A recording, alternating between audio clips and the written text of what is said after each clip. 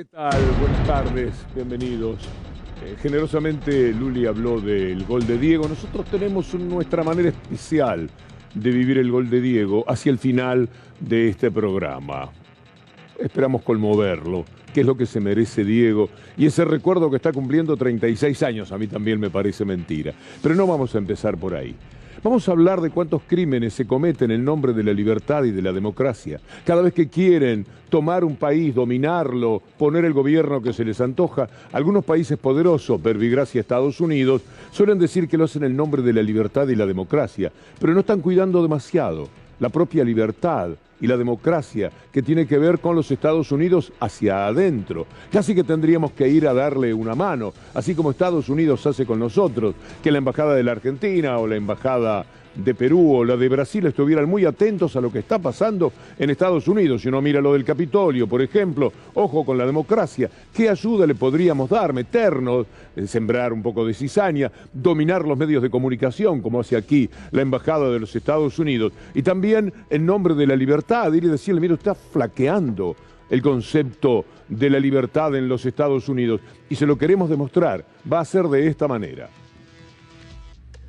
En el país de la libertad. Ahí nos vamos a instalar para que ustedes puedan apreciar cuántos defectos tiene el mensaje de libertad o el libertario que se pretende desde los Estados Unidos y en cuyo nombre muchísimas veces, considerándonos el patio de atrás, toman ellos las decisiones de nuestros gobiernos. Vamos a empezar por algo que tiene que ver con la locura de unos republicanos. Esa pelea que tiene la derecha a veces, porque hay algunos que se van totalmente para el otro lado y aquellos que están un poco más cerca de lo racional se asustan y se preocupan. Bueno, mire a los republicanos más locos que piensan acusar de traidores, aquellos republicanos que no se ajusten a lo que parece ser el derrotero final de su partido político.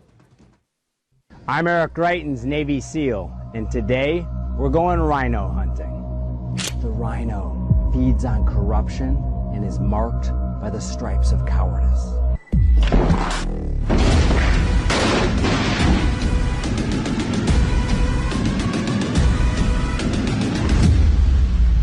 Join the MAGA crew, get a rhino hunting permit. There's no bagging limit, no tagging limit, and it doesn't expire until we save our country. Esto lo hacen y por supuesto no tienen ningún tipo de problema con la justicia ni con nadie. Están diciendo todos los que no son Trump, todos los que no llegan a esos extremos serán tratados de esa manera. Y así sean republicanos. Imagínense lo que espera a los demócratas. Uno de los temas salientes también es el de las armas. Y algo está fallando ahí, habría que ir a darle una mano a los Estados Unidos, así como el embajador se mete en todos nuestros temas, o la ANCHAM, que es el grupo de comerciantes norteamericanos que viven en Argentina, opinan sobre la Corte Suprema, cuántos integrantes tiene que tener, qué tienen que tomar el Consejo de la Magistratura, ir nosotros también allí, decirle a Biden o a quien corresponda, y sobre todo a los diarios, manejar como manejan ellos aquí, a Clarín y a La Nación, manejar el Washington Post o el New York Times para decirle, cuidado, miren lo que están haciendo, esto de las armas es un desastre, los están matando en la puerta de los colegios, de los clubes, etcétera, con armas de todo tipo, y ustedes van a poner esto que van a ver ahora, que de verdad es increíble, para controlar el problema de las armas en los Estados Unidos. Overnight, the Senate took its first steps towards passing major gun-related legislation in an attempt to address recent mass shootings in New York, Texas, and California.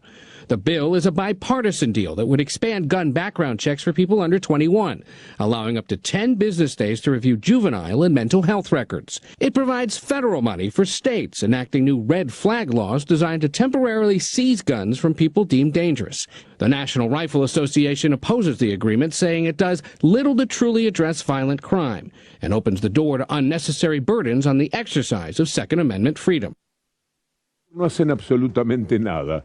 Toman decisiones de chequear los antecedentes de personas de 21 años. ¿Cuántos antecedentes se pueden tener a esa edad? Y con eso más o menos creen que les va a alcanzar para solucionar el problema de las armas. No nos olvidemos que en ese Senado están aquellos que reciben millones y millones de la sociedad del rifle. Es decir, los vendedores de armas le pagan a los diputados y a los senadores para que hablen a favor del uso de las armas. Y cuando se plantea algo en contra, tan solo se puede recorrer este camino, porque de otra manera están traicionando la cantidad brutal de dinero que les dan para sus campañas y para su uso personal. ¿Qué van a hacer con esto? Hasta los 21 años van a controlar los antecedentes de las personas que quieran comprar armas. Por eso los testimonios que tenemos de los familiares de Uvalde en Texas son muy dramáticos porque se contraponen a esta realidad hasta la que llegan, hasta lo que se animan a llegar en el Congreso de los Estados Unidos. Miren lo que dicen los familiares de las víctimas, que eran niños, 19 niños asesinados en Uvalde. After every mass shooting, the governor seems to call these special sessions or roundtables, committees, that all they do is talk and there's no action. We have participated in these hearings in the past after Santa Fe High School, after El Paso and Midland, Odessa, and Governor Abbott knows exactly what to do to prevent these shootings from occurring in the future and refuses to do so. Es que es mucho más empleado de la corporación que vende las armas que de la gente, no representa a esa gente que lo elige. A él lo eligen porque tiene mucho dinero para hacer una campaña, para superar a los otros y de esa manera ser gobernador, pero una vez que está allí, un hombre tan a la derecha por otra parte como él, ¿qué intereses puede representar?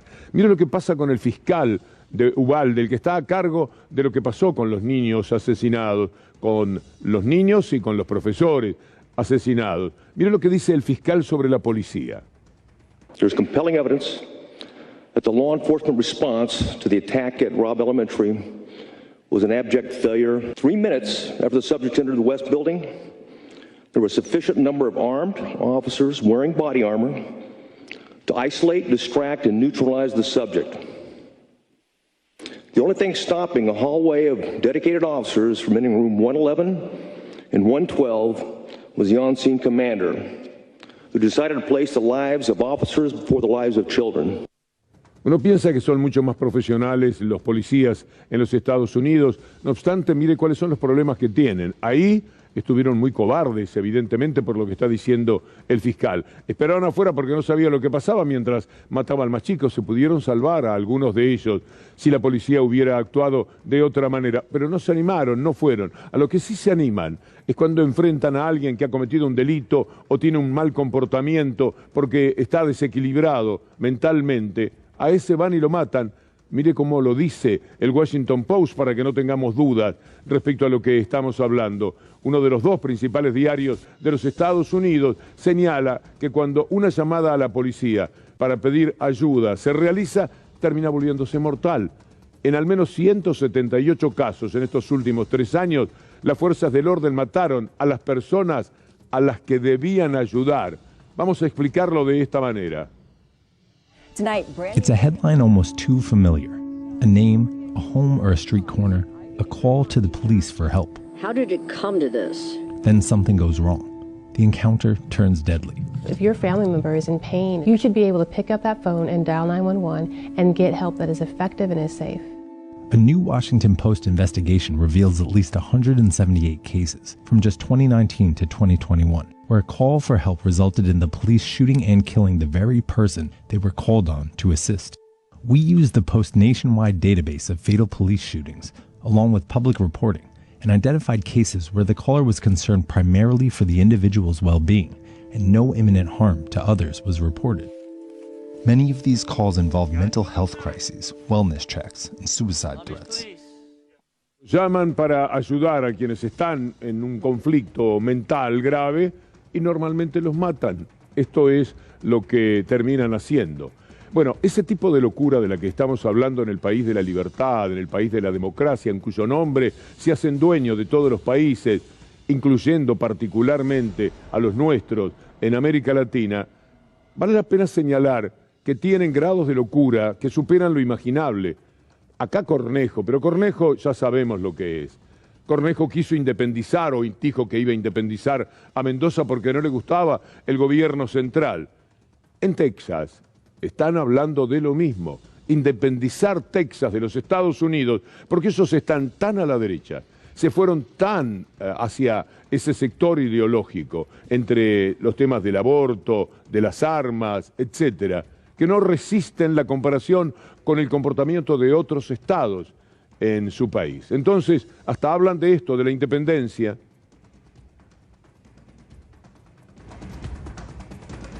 Ahí está el proyecto de Matt Rinaldi, que es el presidente del Partido Republicano de Texas. Rechaza la elección 2020, vuelven con la historia del fraude. Desconoce a Joe Biden como presidente legítimo.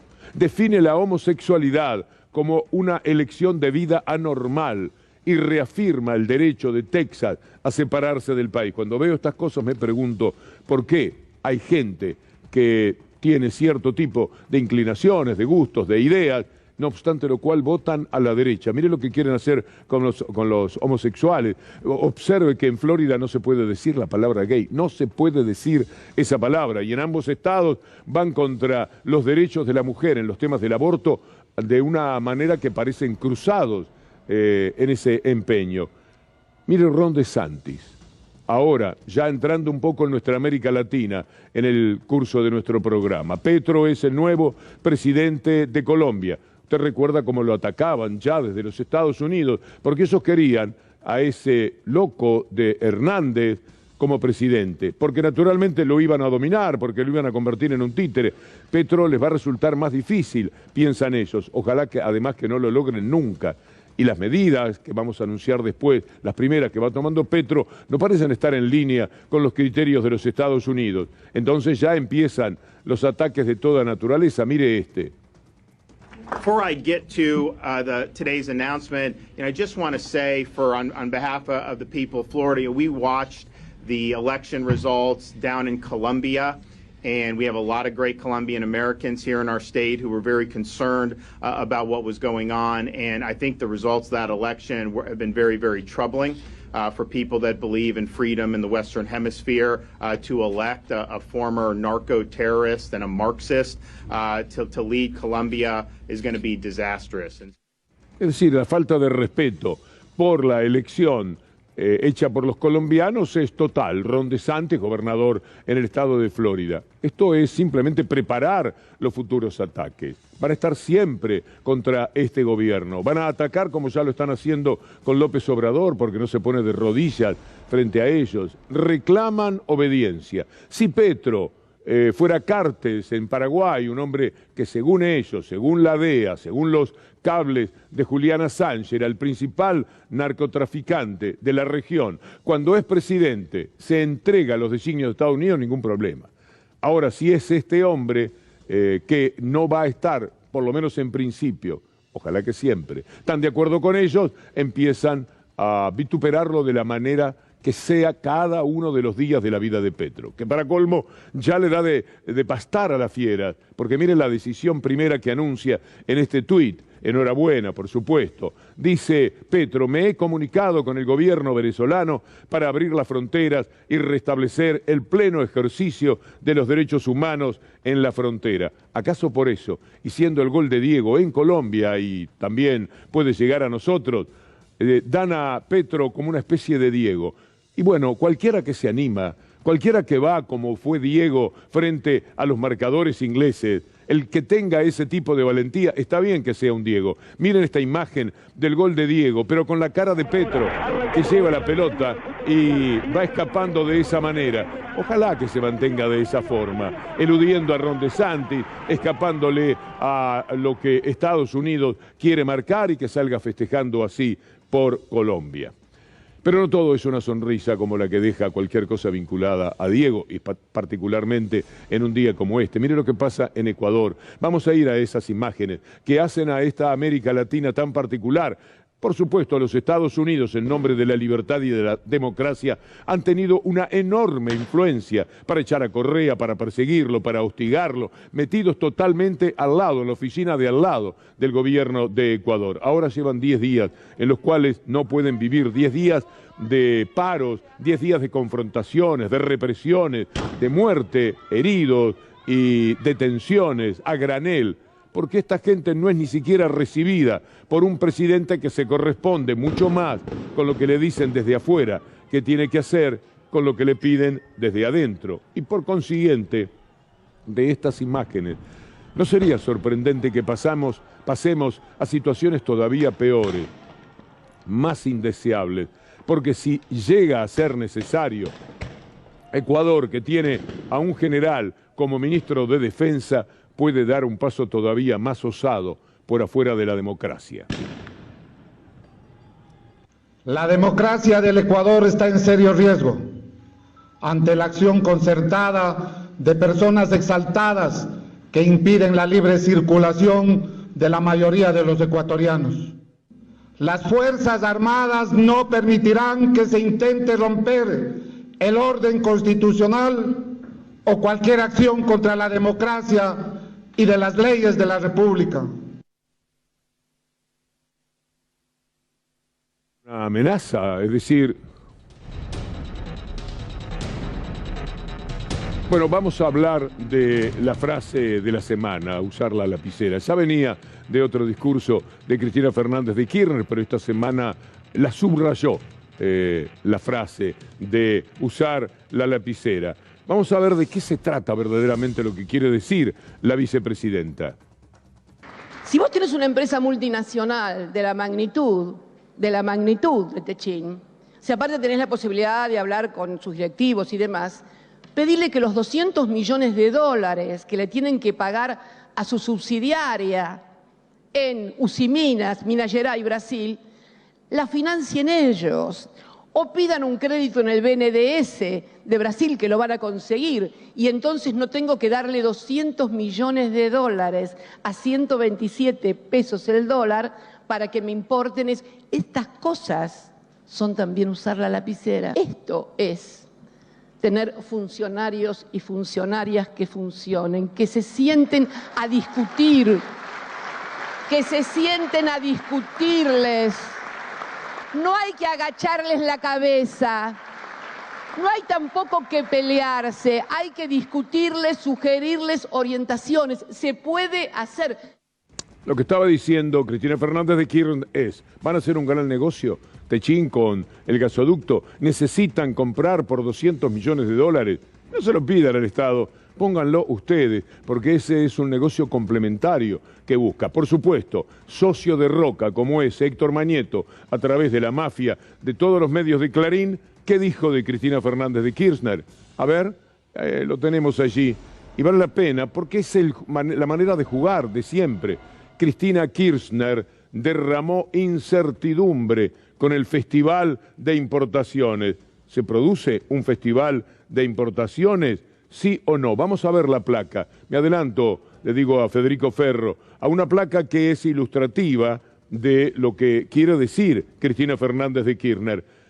Cuando hablamos de la más alta importación en un solo mes, estamos hablando de casi 8.000 millones de dólares. De esos 8.000 millones de dólares seguramente hay escondite para muchas trampas hechas para hacer ganancias a través de los dólares que tanta falta le hacen a la Argentina. Vean ustedes, nunca hubo un solo mes en la vida de los argentinos con importaciones de este nivel. Esto es un festival.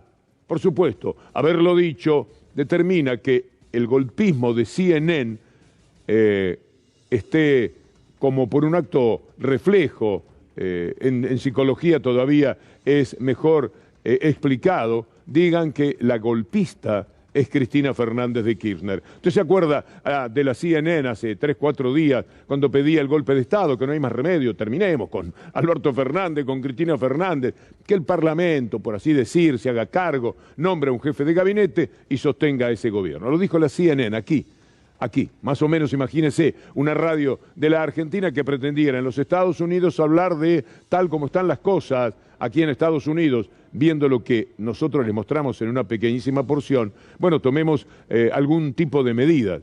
La CNN se permitió llamar al golpe de Estado, pero después dijo, mejor hagámoslo al revés. Vamos a decir que el golpe de Estado lo quiere dar Cristina Fernández de Kirchner. Tenés que querer, digamos, ser muy fanático de ella o estar muy interesado en lo que ella te pueda dar para no ver que lo que está haciendo es una barbaridad. Es decir, que estas cosas dentro de un proyecto que vos armaste se hablan en privado, que todo el tiempo está metiendo nuevos nombres entre los funcionarios que no funcionan, con lo cual finalmente está diciendo que hay uno que no funciona, que es el que los designa, que es el presidente. Sí, claro. Con lo cual es una realmente una intervención golpista, es una intervención que busca debilitarlo al borde, ponerlo al borde del derrocamiento. Con lo cual es una realmente una intervención golpista, es una intervención que busca debilitarlo al borde, ponerlo al borde del derrocamiento, más allá que él lo acepte o no. Y dado que él ha decidido no responderle, está dando, y cuando le responde finalmente deja caer a alguno de sus hombres más de confianza, se ve un hombre débil, un hombre que pareciera que está como rendido frente a eso. Bueno, de la misma manera que proponen un golpe de Estado, que quedó muy claro, fue nítidamente dicho por voceros de esa empresa norteamericana que trabaja sin ningún tipo de problemas, el nombre de la libertad. Por supuesto, la libertad es así. Uno puede plantearse con todo el poder de la embajada atrás, del gobierno de Estados Unidos y un canal norteamericano y los dineros norteamericanos y todo lo que se pueda tener norteamericano para decir que ese golpe de Estado con el que ellos sueñan, si es que el año que viene va a ganar el Frente de Todos, frente a esa posibilidad, mejor un golpe de Estado. Pero mientras tanto, responsabilicemos del golpe de Estado a quien está hablando de que no es posible tolerar el Festival de Importaciones, que a ellos les interesa porque son los que más venden para acá, y bueno, se llevan por delante argumentos que los números demuestran cuáles verdaderamente son. ¿Quiere ver números? Veamos esta placa que tiene que ver con Techin y que marca el giro de Techin, lo titulamos, 200 millones de dólares el pago de anticipo a una subsidiaria de Techin en Brasil para el armado de tubos. Estimado señor Roca, por más que usted sea socio 50 y 50 de Manieto Nimprepos, podríamos tener la delicadeza de decir, no, los 200 millones los pongo yo, que además lo saca de lo que llamábamos cuando se hablaba de punguistas del chiquilín, es decir, el bolsillo chiquito, no necesita ni siquiera poner verdaderamente la mano en el bolsillo. Otro de los motivos por los cuales la CNN debe acusar a Cristina Fernández de Kirchner de golpista es este. Hay un importantísimo empresario argentino dedicado a los artefactos, bueno, muy importante en Tierra del Fuego que hay que importar para producir las cosas que se producen en Tierra del Fuego. ¿Qué hicimos durante nuestra gestión? Porque la balanza le daba negativa, ¿por qué? Porque teníamos que gastar más, teníamos que dar más dólares que lo que hicimos.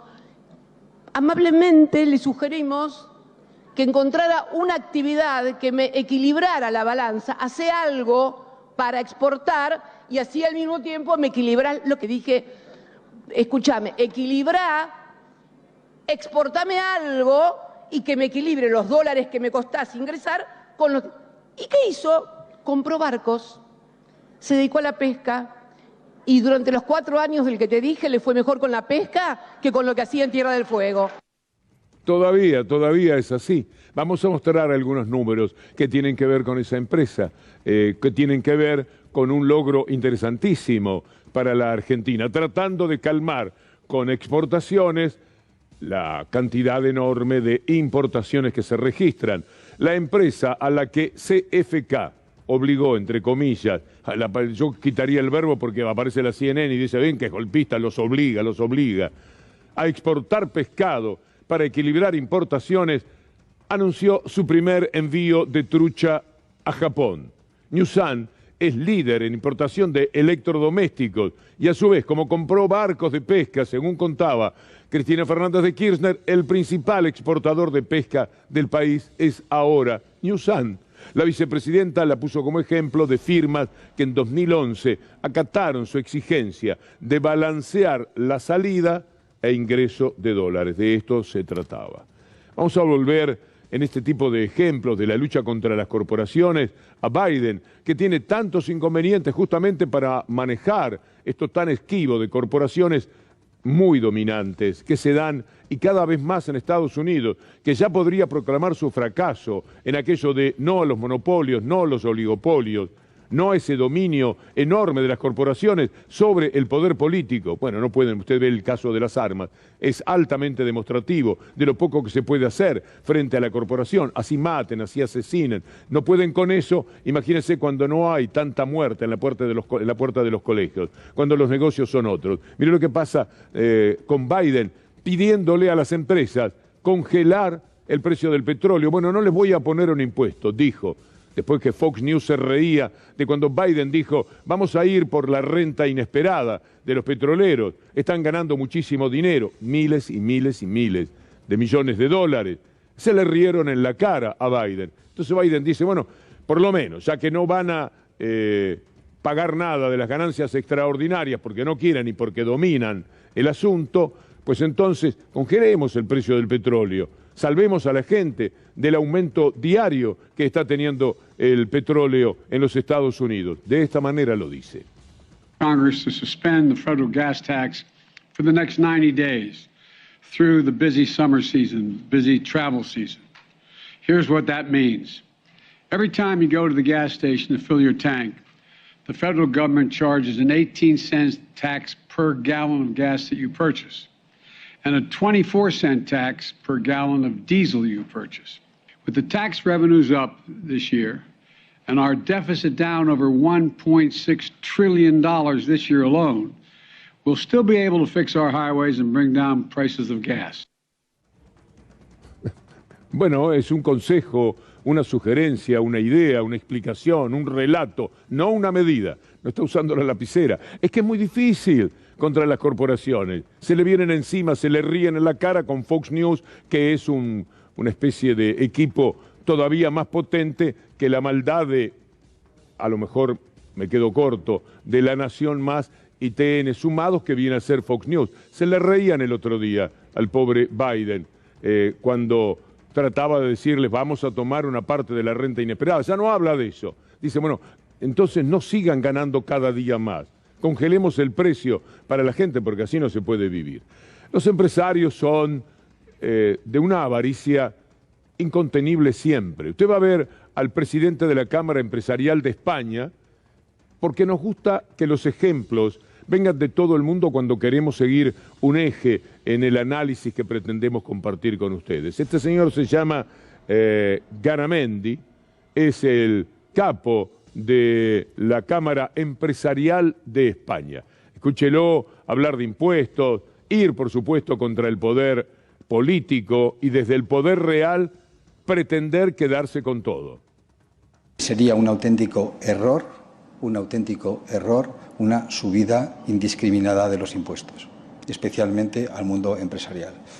Sí me gustaría plantear que es que cuidado con estos anuncios de aquella manera donde se está hablando de subidas de hasta el 10% del impuesto de sociedades. Y me gustaría hacer una referencia a una persona que yo creo que todos conocemos y vais a decir por qué le menciona, se llama Bertolt Brecht, lo he comentado antes en la Junta Directiva. Cuidado que no os parezca que un sector que pague, que el otro no pague. Que acordaros lo que dijo en su día, que dijo primero los judíos, luego fueron los comunistas y luego me tocó a mí. Cuidado, porque yo creo que en este caso aquí nos necesitamos todos y realmente el impulso de la gran empresa también es necesario. Cuidado que pueden venir por nosotros, así como fueron por los judíos y por los comunistas.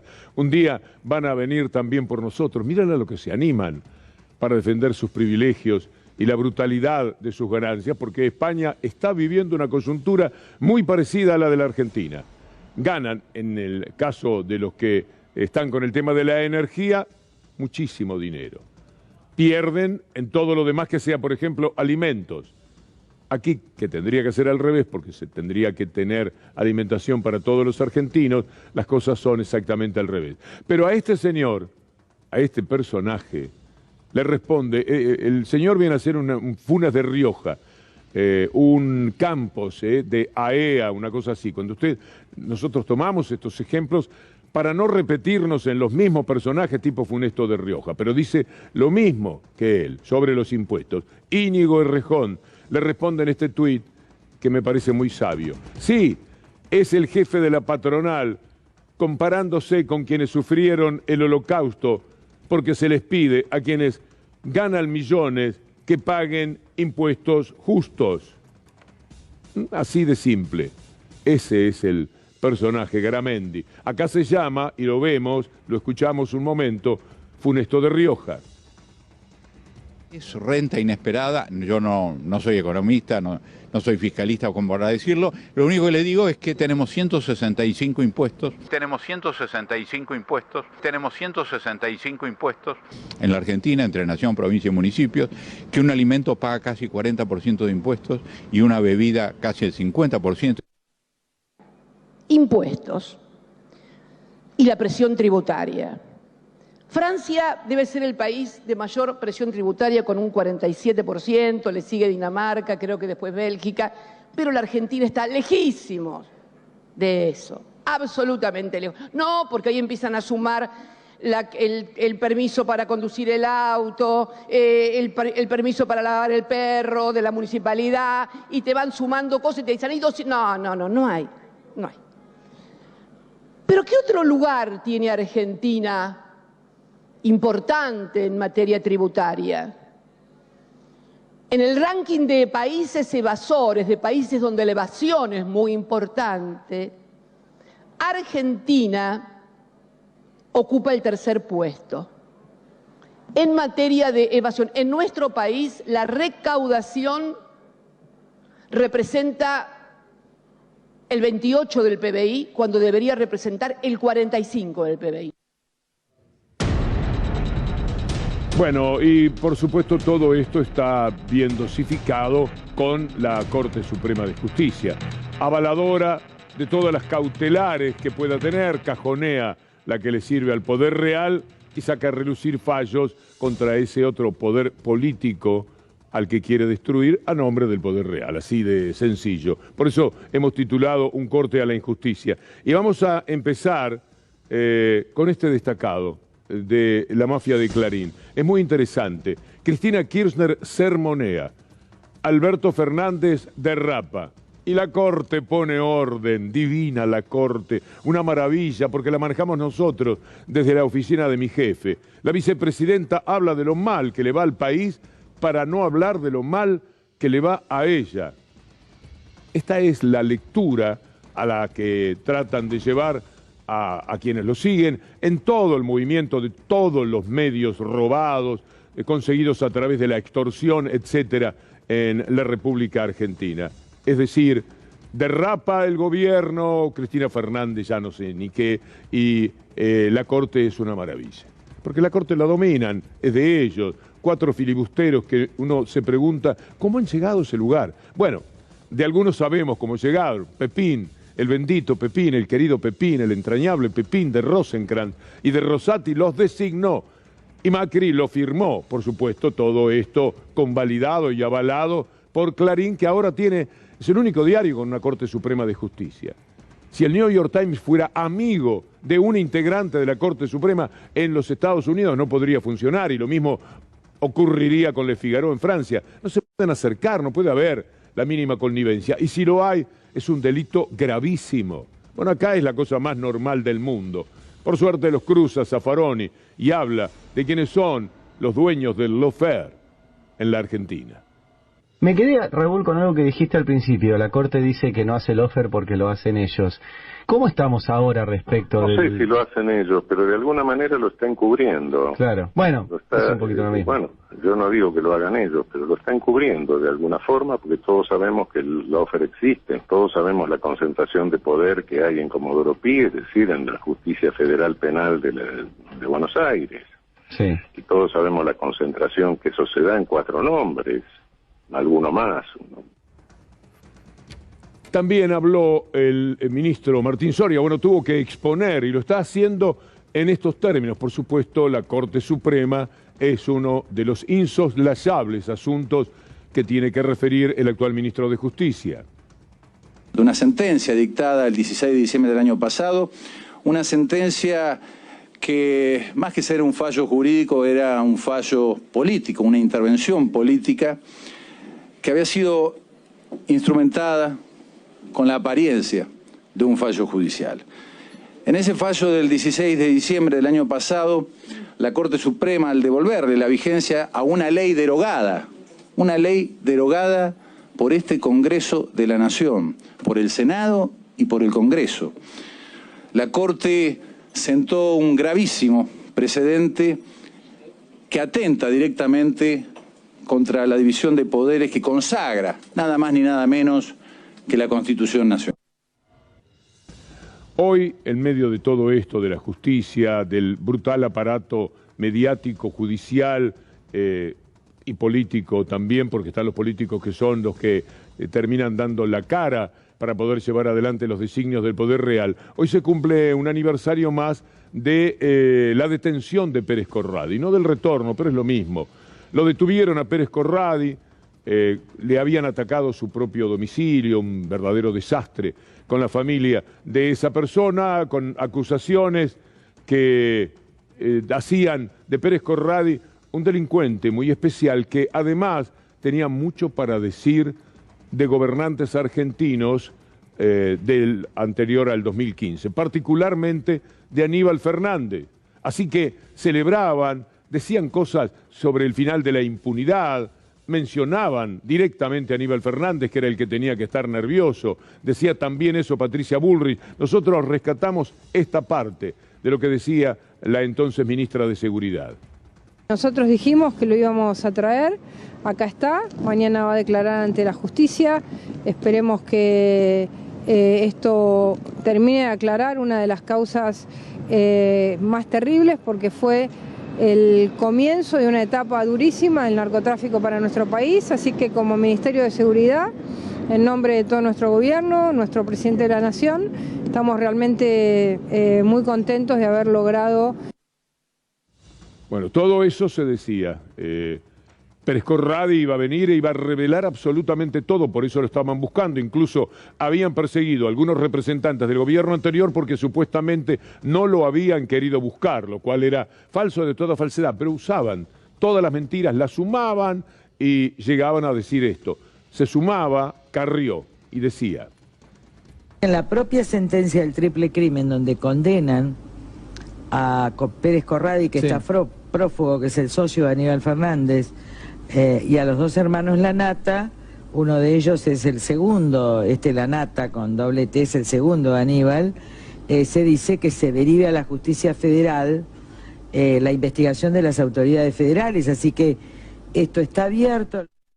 Cuando leía El calendario del infierno, que es el esbozo de un libro casi terminado, que lleva ese título, día por día, los 4 años del gobierno neoliberal de Mauricio Macri y todo esto que hacían, ya no solamente con la economía, con lo que se robaron, etcétera, sino en forma más directa con la propia justicia y el manejo de las cuestiones policiales. De esta forma, pensaba en cómo terminó todo el asunto, porque Pérez Corradi venía para hablar, según ellos, de Aníbal Fernández y del gobierno anterior. Lo único que dijo Pérez Corradi, importante, es esto que recogemos para ustedes para ponerle un punto a este tema. Lo tenemos, allí está. Pérez Corradi sigue con su lista de denuncia, ahora le tocó a Ernesto Sanz.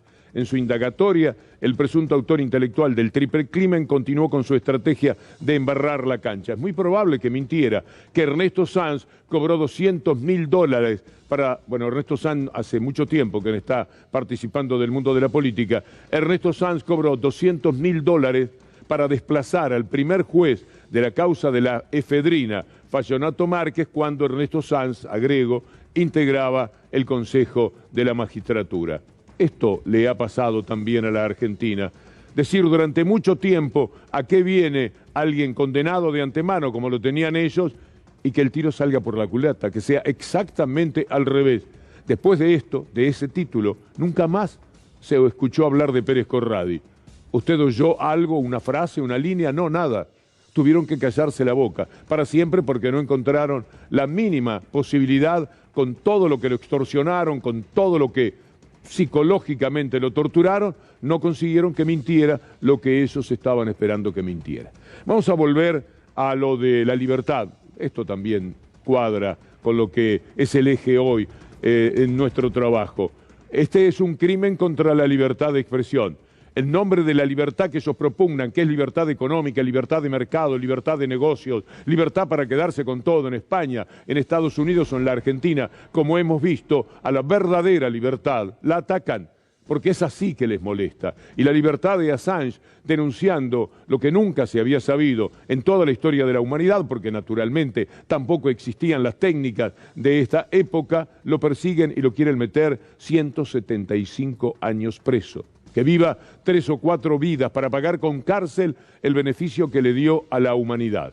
Está López Obrador, que es el referente máximo hoy día en nuestra América Latina, pidiéndole a Biden que haga algo, que es una locura, además de una enorme injusticia, ponerlo preso a Julian Assange.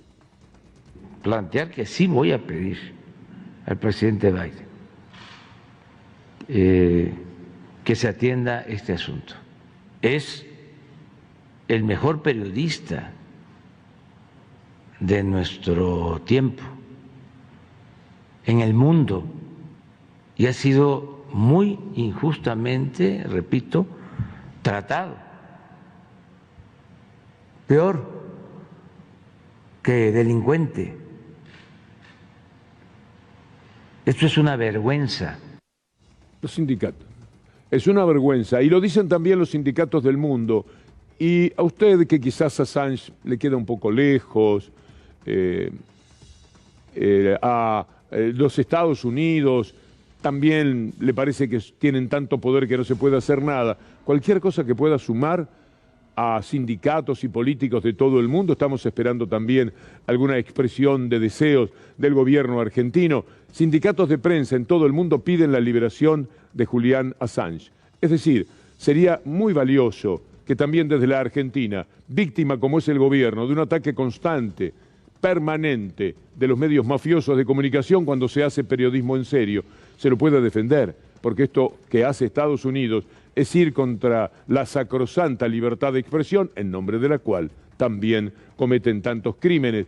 Mire lo que dice Mélenchon sobre Assange. Mélenchon es el hombre que está juntando nuevamente el poder que debe tener la izquierda en Francia, el que tuvo antes, el que perdió en las últimas elecciones fueron diezmados. A partir de ese momento, Mélenchon, que tuvo una buena votación, salió a conseguir más apoyos para que la izquierda sea cada vez más fuerte, y en las elecciones regionales recientemente se notó. ¿Y qué dice de Assange? Si je suis Premier ministre lundi, Monsieur Julian Assange, je crois qu'il en a présenté la demande, sera naturalisé français et nous demanderons qu'on l'évacue chez nous. Monsieur Assange doit être décoré et accueilli pour tous les services qu'il a rendus aux Français. Nos vamos a ir con alguien ya amigo de Maradona, que ha cantado además por Diego. Nos vamos a ir con una canción de Manu Chao sobre el tema Assange. Vamos a hacer una pausa y el final será a toda orquesta, a todo Diego Armando Maradona, a 36 años de los goles a los ingleses. Palabras de verdad tan limpias que a veces duelen. Quiero llorar, dice tu viva el fútbol. Lucas Castro, el Pata Castro, que ahora está en Sarmiento de Junín, cantando con la letra del relato del gol de Diego. Esto es lo que antecede a algo que nos importa mucho compartir con ustedes. Hablando de dibujos, de pinturas, quiero decirle a muchos amigos que nos escuchan en Francia, sabemos muy bien, en la medianoche francesa siguen el desarrollo de este programa, que mañana el genial Rep presenta su libro Diego, nacido para molestar, a eso de las 6:30 de la tarde en la Embajada Argentina, porque Diego está en todos lados. Hablamos de Petro, de Colombia, aparece la cara de Petro corriendo en el cuerpo de Diego para convertir el gol, porque por ahora Petro es un Diego, es una esperanza de que sea un Diego. Ser un Diego es ir frontalmente a los problemas, es ir con todo a la lucha, enfrentar los riesgos y finalmente conseguir alegrías como las que le dio a toda la Argentina. La alegría más unánime de toda la historia de la Argentina, ni antes ni después hubo un instante así de sublime en el que todos estuvieran involucrados, jamás, porque todos los festejos argentinos, si son políticos o deportivos, tenían a quienes lo miraban recelosamente. Algunos, no muchos, podía ser, por ejemplo, el Mundial 78, que fue una inmensa alegría, pero había quienes no podían participar de eso. Bien, en 1986, el gol de Diego puso unánimemente a los argentinos en estado de felicidad, y desde allí para acá no hubo un instante que se repitiera. Estamos esperando por Messi ahora, para que sea el segundo gran instante de la formidable historia del fútbol argentino. El mismo ADN de Diego, el Messi, corriendo por Dakar y encontrando en su filigrana, vas a saber contra qué defensa, acaso la misma jugada, empardándolo, si fuera posible, a Diego. Diego es el dios del fútbol y Messi es el Mesías. ¿Por qué entonces no se podría dar una circunstancia como esa? Vamos a presentarles la primera parte de nuestro trabajo en el final de nuestra hora, que está en este caso dedicada a Maradona. Diego Armando Maradona es... Soy un tipo normal que por hacerle un golazo a los ingleses que nos mataban a los pibes en Malvinas, hoy todo el mundo me reconoce, porque el abuelo se lo contó al padre y el padre se lo cuenta al hijo.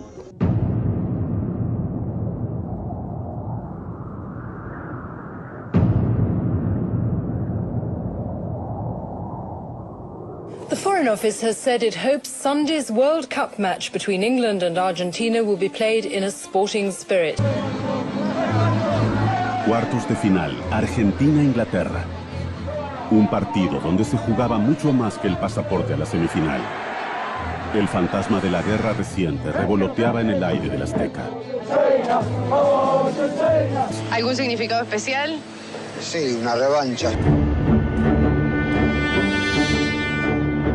Y ese partido lo esperé. La visión, por lo menos la mía, y creo que la de muchos de los veteranos, era el momento de la revancha. ¿Se acuerda, Diego, lo que le iba diciendo a los muchachos cuando entraron a la cancha en el partido con los ingleses? Sí, perfectamente. Es que este era un partido de fútbol, que nosotros no podíamos ni devolverle la vida a los pibes de Malvinas, ni tampoco podemos hacer de un partido una guerra. Eso lo teníamos muy claro porque Bilardo también lo había pasado así en la charla.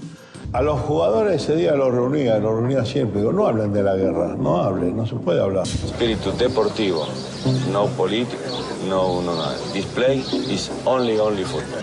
Y todos asumieron de que sí, era un partido de fútbol, pero tampoco no podíamos olvidar de los chicos y de las madres de esa guerra que inventaron estos asesinos, ¿no? Y Diego, que dice, hey, vamos, mirá de que esto nos mataron no sé cuánto. Termina el himno, imagínate, que empiece el partido y poneme adelante el que quiera que me lo como. Y al verlo cantar el himno no lo cantaba, él lo rugía como lo rugimos los veteranos. Diego, ¿cómo se le juega a este equipo inglés? Se le juega con pelota al piso. La pelota va para Maradona puede tocar para Enrique, siempre Maradona es un drible, se va entre tres, siempre Diego. El mejor gol fue el de la mano. Hacerle un gol con la mano a los ingleses es la felicidad más grande que me dio en la vida. Genial. Tocó para Valdano, entró Maradona, pasó todo sin posición.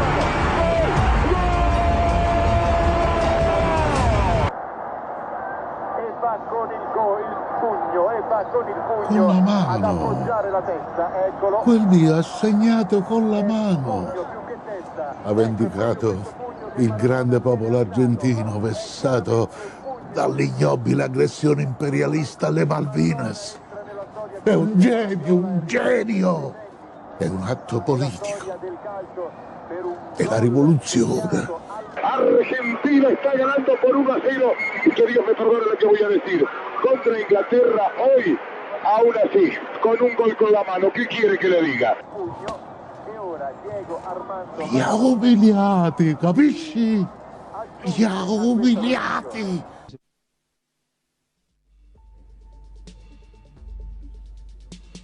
Sigamos con esto, por favor. Vale. Se le juega con pelota dominada como siempre jugamos los argentinos. O sea, no tenemos por qué cambiar la manera de jugar porque sea Inglaterra. Ahí lo tiene Maradona, lo marcan dos, pisa la pelota Maradona, arranca por la derecha el genio del fútbol mundial, y deja el tercero para Borruchaga, siempre Maradona,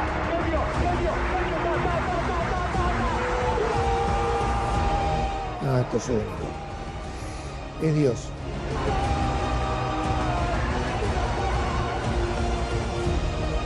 Sabes que cuando llegaba un avión, por el bloqueo aéreo, desde la posición veíamos que llegaba al aeropuerto y cuando llegaba gritábamos gol.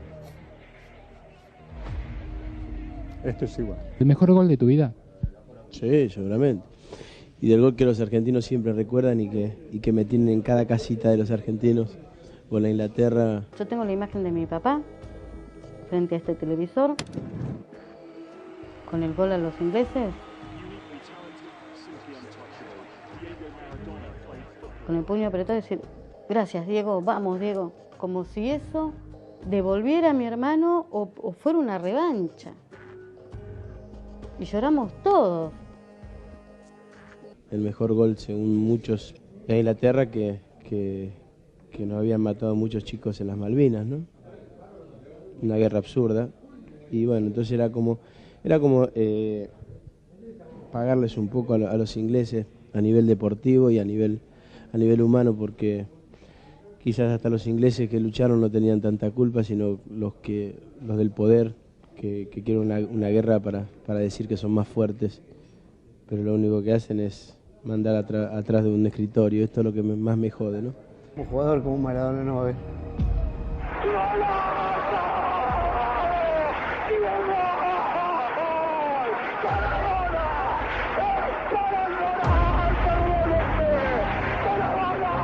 Una corrida memorable. En la jugada de todos los tiempos. Barrilete cósmico. ¿De qué planeta viniste? Para dejar en el camino tanto inglés. Para que el país sea un puño apretado. Gritando por Argentina. Argentina 2, Inglaterra 0. Diego Armando Maradona. Gracias a Dios por el fútbol. Por Maradona. Por estas lágrimas. Por este Argentina 2, Inglaterra 0. Es imborrable. Una enorme victoria que cuando terminó el partido me permití decir, lo voy a señalar una sola vez. Se hace el gran término, ganó Argentina, y quiero abrazarle con el corazón sincero, y quiero ir y levantarle en altos a Maradona. Lo voy a decir una sola vez, por todos los pibes que no pueden gritar esta victoria. Argentina 2, Inglaterra 1. Hicimos feliz un país, viejo. Pero por sobre todas las cosas hicimos, no sé si justicia, pero sí hicimos mucho bien a las madres correntinas.